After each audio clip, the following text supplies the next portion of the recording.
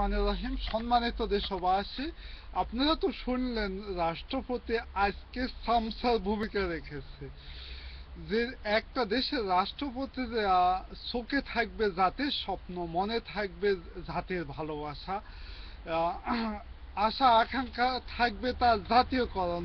তার ভূমিকা রেখেছে আজকে সামসার মতো। হানিফ সংকেত তো অনেক উন্নত মানের কিছু করে, তারপর আজকে তার ভূমিকা হয়েছে টেলিসামাদ বা দিলদারের অভিনয়ের মতো। সম্মানিত দেশবাসী, এর আর কত ধ্বংস, আর কত কষ্ট বাংলার বুকে দেখতে চাই।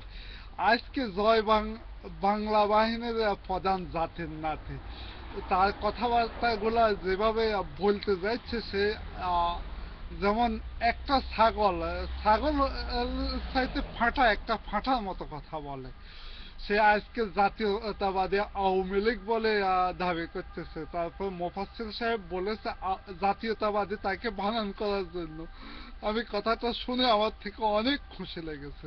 সম্মানিত দেশবাসী, আপনারা দেখেন এখন দেশ নেত্রী বেগম খালেদা জিয়ার উপর বিভিন্ন রকমের মামলা হামলা দেওয়ার জন্য তৈরি হচ্ছে। এখন তাদের তাদের এখন শেষ আতঙ্কিত। এখন কিভাবে তারা দেশ এবং জাতিকে আরেক ধাপ ধ্বংস করে টিকে থাকতে পারে, সেজন্য তাদের এখন শেষ চেষ্টা।